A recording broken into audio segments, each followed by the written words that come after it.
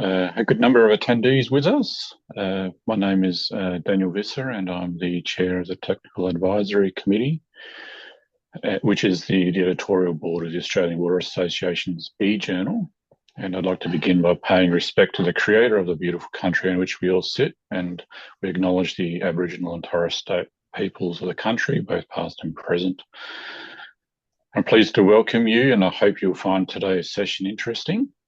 We are recording the session, and if you have any questions, please post them in the chat, and hopefully we can see those and share them with our speaker.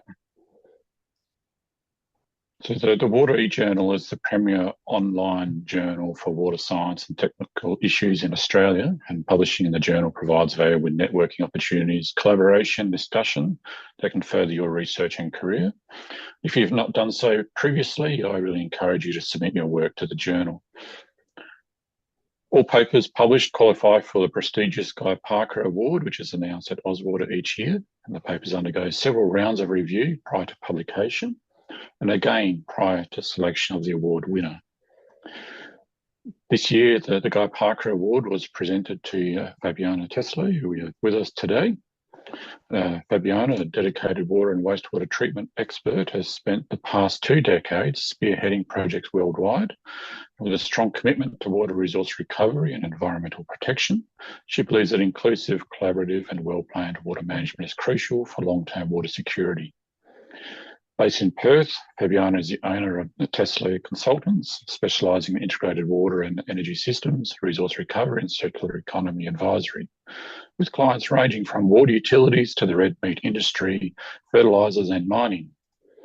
She brings a wealth of experience as a former board director of the Australian Water Association and as a member of the International Water Association's Management Committee for the Specialist Group on Anaerobic Digestion. Fabiana's award-winning paper has the title Digital Tool for Driving Circular Economy Outcomes in the Australian Red Meat Industry. This paper presents the development of a novel digital tool aimed at facilitating the preliminary sizing and economical evaluation of integrated resource management facilities for wastewater treatment in the red meat processing plants. Well, I invite Fabiana to tell us some more about her work. Over to you, Fabiana. Thank you, Daniel. Thank you for the nice introduction, and thank everybody that's attending to this webinar today. Today, I'm going to tell you about a long story of engagement with the red meat industry, and this work really started back in the time I was in Brazil, still working with the farmers there and trying to find value from their waste. So I really started to do this kind of work in 2002, 2003, it's over 20 years. And now I've been really lucky to be able to find strong support in Australia for further development this and implementing, right?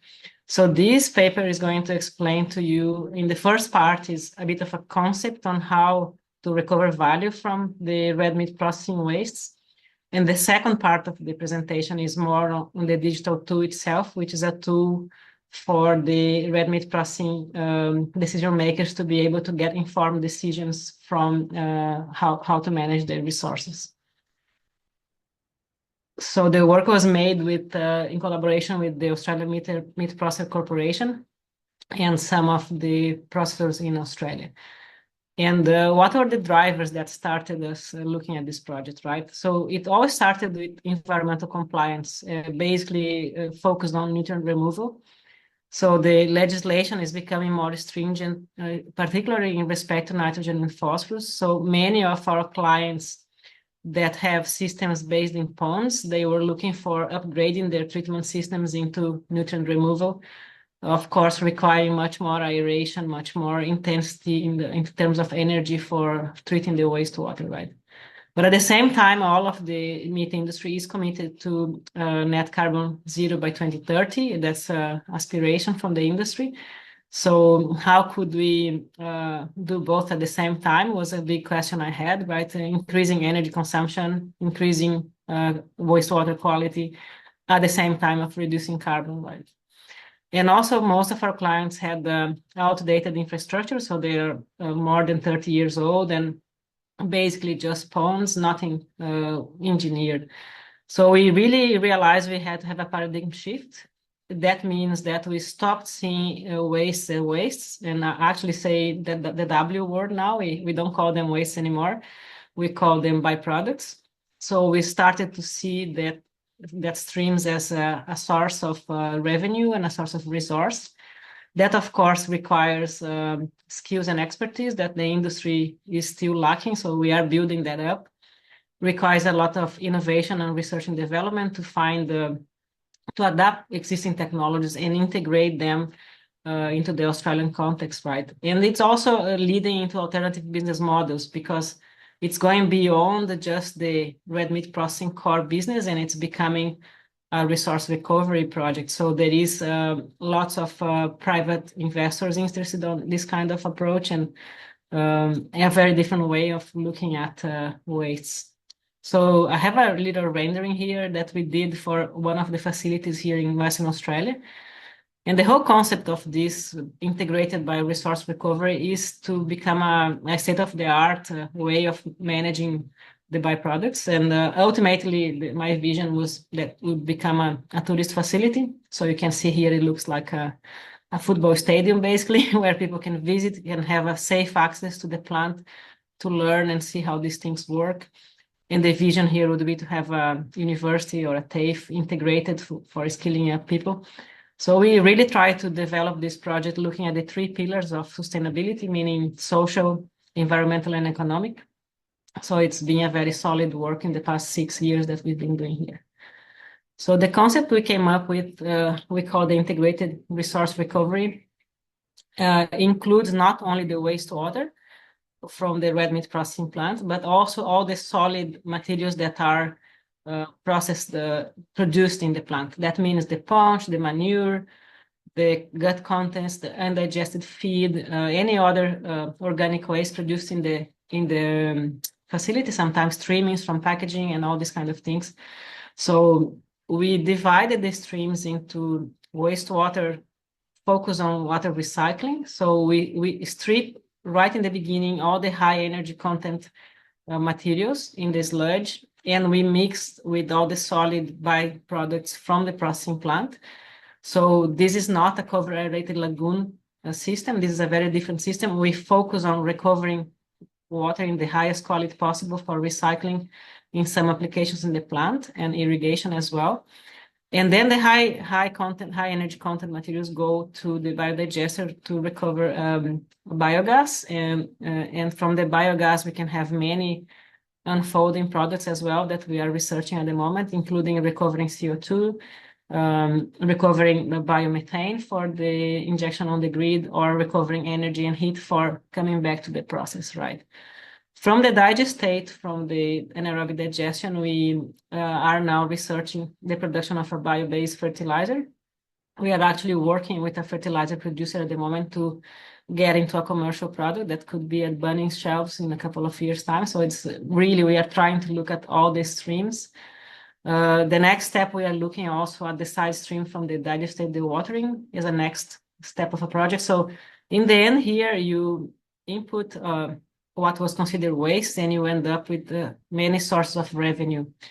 And also, needless to say, this is results in carbon credits, right? You lower your carbon footprint when you apply this sort of approach. So from our assessment across many facilities, I'll go into details later, we come to the conclusion that you can reduce about 70% your carbon footprint related to waste and wastewater management by adopting this kind of projects, right? And you can have a financially viable setup with a relatively short payback time. So that's quite exciting. And the red meat industry is being quite supportive in driving this forward. At the moment, we have 2 facilities in Australia on the journey to really adopt the full solution, and we are really, really excited with that. Just next slide. So for the wastewater treatment, most of you understand about what I'm talking about. It's basically focused on biological nutrient removal. We decided for this case here to do a quite robust and simple biological nutrient removal system not a MBBR or MBR, because we wanted here to have the highest level of robustness and adaptability. So the process chain we had is all independent. We have the biological tanks, the membranes, the filtration, the disinfection, all in separate units. Of course, this can be optimized once is adopted on site, but we want now to be able to change and things without affecting the entire process, right? So it's a sequence with a strong focus on in pretreatment, so where we are using an organic coagulant to remove the main load of organic materials that goes to the biodigester. That offloads the biological nutrient removal, reduce the needs for aeration as well. So that's the first step that we have for reducing carbon footprint. And we recover the phosphorus in the solid state using chemical precipitation. And we have a double barrier of disinfection using UV and chlorination. So we end up producing what we call here the high risk water, or class A water that you call in the East Coast. So meaning that you can use for unrestricted irrigation and human contact. So you can use for cleaning, for toilet flushing, for many uses. Then the solid streams go to the anaerobic digestion plant, where we mix liquids and solids, mainly the sludges and the whole solids that come from the processing plant. We have the digestion, as we know, we produce biogas, and then we have a CHP engine. In this concept, that was how that was conceived, instead of upgrading the biogas for injection on the grid. So here we are using the energy and the heat in the process. And then the dewatering of digestate for producing a biofertilizer. The biofertilizer plant is basically a pelletizing and drying and pelletizing plant, where you use part of the heat produced in the CHP engine as a source of energy to dewater the pellets. So you end up with a sanitized dry pellets. It's hard to not get lost only in the technology, because we are talking here about the digital tool. So I'm happy to another time go deeper into the technology, but now we need to go to the digital tool itself. So what did we realize? Because the Australian Meat Processing Corporation, they have around 130 red meat processing facilities. And we wanted to have an answer of how large you need to be for this kind of approach to be feasible financially, right? So we assessed 7 anonymous case studies in Australia from different regions and different sizes, okay? We use BioE model to validate the process design in terms of the biological process design. We did cost estimates based on quotations from suppliers, and we developed that into an economic analysis using the NPV method. We need to highlight that these cost estimates are really outdated. This was pre-COVID time.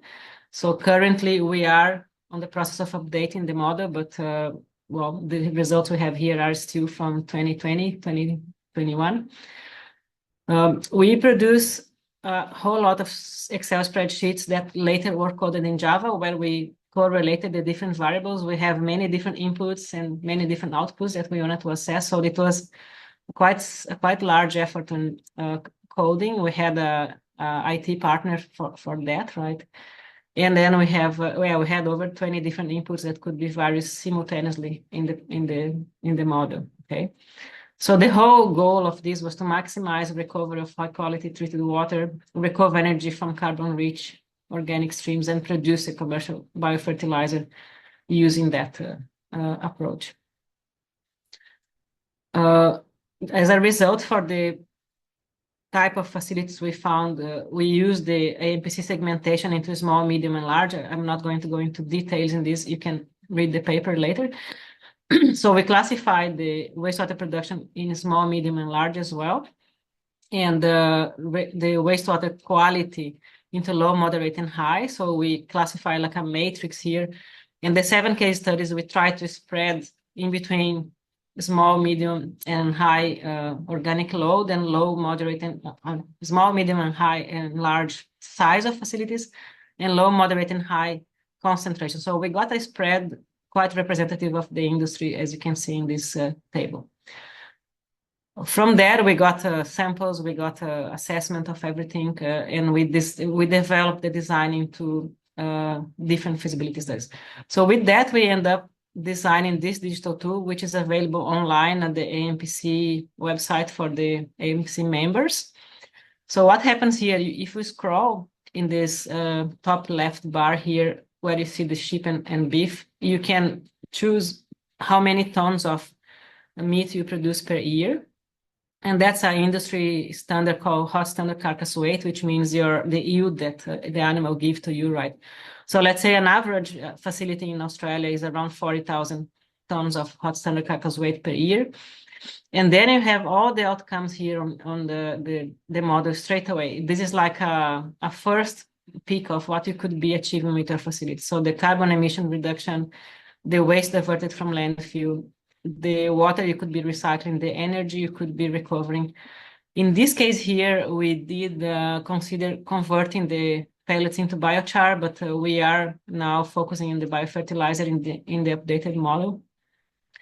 And then in the center here, you have all the economic indicators. So you have your net present value over 25 years, and you can see here it's a positive number. So you are managing your waste with a return on investment of about 127% in total. This is not per annum, that's in total. And then here you have a breakdown of the cost for wastewater, biogas, biofertilizer, the present value of income, and the whole thing. So this is just like a teaser. So if people are interested in continuing, they click on the Design My System here, and then they go into the data inputs and the outputs. So there is a series of forms that they have to fill up. So they can choose of using the standard values that we have in the system based on the model, or they can input their own, like the wastewater quality, the type of waste they produce, the byproducts, and the whole thing. And then once they input the first data, they have the system classification as large, medium, or small, and what type of system we recommend, if it's the fully integrated or if they should only go all the way to the digest state. So there is a limit on when that becomes feasible. And then they have the average wastewater production, what's the area required for their system, so they can play. And then we have a little graphic representation on how that will look like in 3D. The other outputs you have is the financial outcomes, and then the recycling outputs, so like energy, electricity and thermal, recycled water, fertilizer. So they have many tabs they can go through assessing this. After they finish the assessment, they can download a PDF report that they can bring to the board meeting and say, look, guys, we want to invest in this. This is how things can look like. So we have a little bit of a representation on how this would look like on the field, and a summary of all the financials that they could be achieving with that. So that is a tool for all the members to use. It's free for the AMPC members, right? And it saves a lot of consultancy money, I think, for the red meat processors. We are continuing the research right now. It's not finished. After we issued the digital tool in 2022, of course, with the COVID impact, we realized that our costs were really outdated, but also the value of energy and renewable energies and other byproducts became a lot higher. So the feasibility is actually becoming a lot better now, even though the costs are increased. So we are updating everything on the model using Power BI now. We are in that process. We are conducting at the moment a pilot trial at Griffith University, funded by Race for 2030, where we have two 500-liter digesters feeding into using byproducts from 14, if I'm not wrong, red meat processing facilities, so we can have a bit more of reliability on biogas production, methane quality in the biogas, and the benefit of co-digesting also with local organic waste. We are also doing a market research for the value of the fertilizer. So we are working at the moment with a local processing facility in Western Australia and Rich Grow to really produce a product from this. So that will be super interesting when that comes out later in this year. We are also studying the recovery of food grade CO2.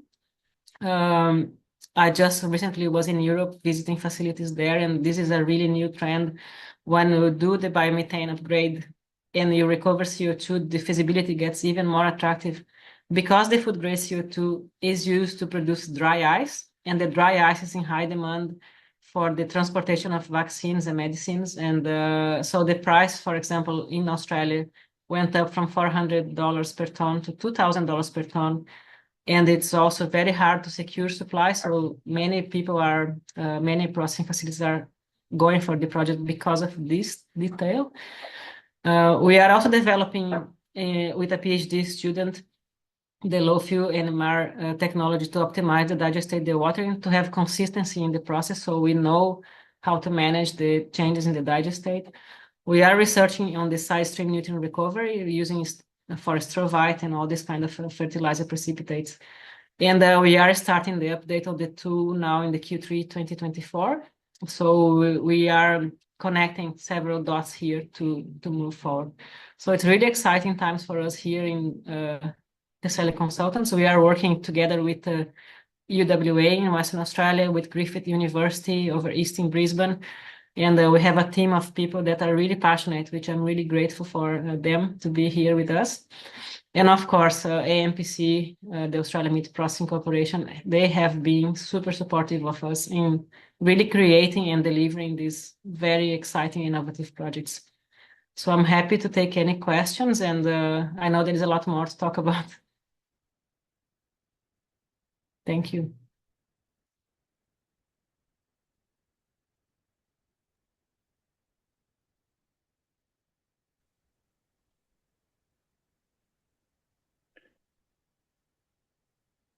Thank you for that presentation, Fabiana. The question that we have is abattoir byproduct water is normally brackish compared to the incoming factory water. If that water is continually recycled without desalination, does the increasingly saline water remain usable in processing? Yes, Bruce, we are not considering desalination in this approach because most of the recycling uses we are adopting are non-process related, so they are for irrigation or for cleaning.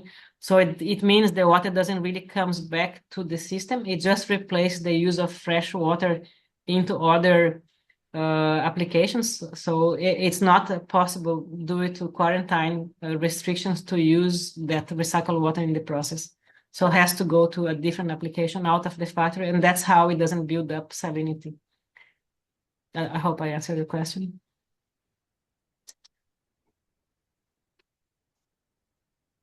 Well, thank you for that. We do have opportunity for some other questions if others would like to post theirs. Just a general question, I suppose, Fabiana. You've presented a quite an interesting tool which has been developed based on like quite a specific industry and specific processing as well. What opportunities do you see in this sort of regard for other technologies or other industries? Yeah, I am actually, after I presented in Connected by Water in February, I've been contacted by water utilities to try to develop this same tool for water utilities. And I believe there is a big opportunity here because of the nature of the industry, which is quite consistent. Wastewater is kind of the same everywhere, and we can do something based in population instead of cost and the carcass weight. I think that's a big opportunity. And then we could also move into different meat processing industry, different food processing industries like dairy or chicken and pork and other industries, where you have a relatively uniform concentrations and loads, and they are kind of predictable. I think there is a possibility of doing a tool that consider different industries in the same approach. Okay.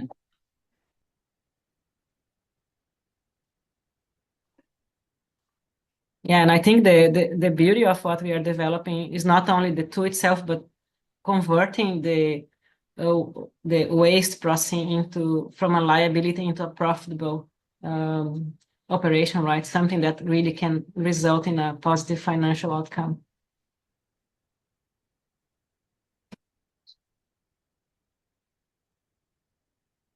So, other questions from the floor. So I'm going to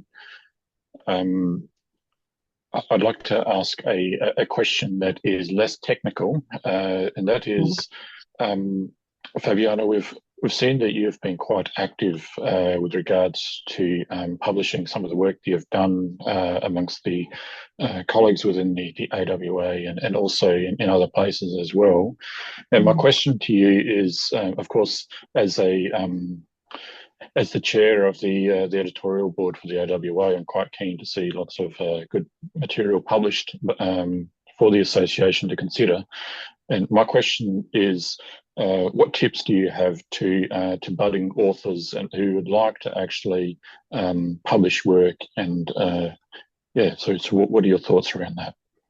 Okay, I think the first thing is when we are involved in doing and delivering work, sometimes we lose perspective on how relevant that work is and how innovative that could be to other people. So we sometimes lose perspective and we don't value the things we are doing. So just try to get a different perspective and see what are you doing that's different that nobody else has done, and that would bring value to the industry in general, right? So try to analyze, and sometimes even I come to my team on the project meetings on Monday. Okay, guys, Ozwater is coming next year. What can we be putting forward as an abstract? And they say, oh no, there is nothing. It's a bit boring. And then I can, how about this? How about that? How about that? So there is lots of small things that we don't really take perspective. And because I am also part of scientific committees in the International Water Association and AWA as well, we have that perspective on, oh, this is cool. This could go. This could do a paper. This could be an award, right? So I just think people should give it a go and start sending the information. And I know you guys are very good on giving feedback and constructive feedback for the papers. So just put forward your ideas and then work with the editorial team to build up something that's relevant. Okay, thank you. I've got one final question, and then we'll be out of time. So the question that came in is from Nick, and Nick asks, would you please expand a little on the market research that has been done? Okay, so the market research we are doing at the moment is focused on the value of the fertilizer derived from the digestate from red meat processing. So it's a very specific market research. We commissioned the University of Western Australia Department of Agriculture to do that. So in that market research, they are going to contact 1,000 people in the market about what kind of bio-based fertilizer they would be willing to use on their veggie gardens at home, and what kind of packaging they want to see, if that's smaller packages, bigger packages, plastic buckets, or how is it that they like it. And then quantifying the value. So there is a methodology that's being that was developed by UWA and researchers, and it's now in progress, this market research. So once they have those answers, we are going to understand the real value of the pelletized bio-based fertilizer produced from this, and that's going to feed back to us into the feasibility of adding the biofertilizer pelleting plant to the whole process. So I hope that was clear for you, Nick. That's time for today. And to say thank you to everyone who has participated. We do hope that today's presentation has been of interest and also has inspired you to be active in research and to prepare and submit papers for others to consider as well. Special thank you to you, Fabiana, for joining us today, and please do enjoy the remainder of your day. Thank you. Thank you very much.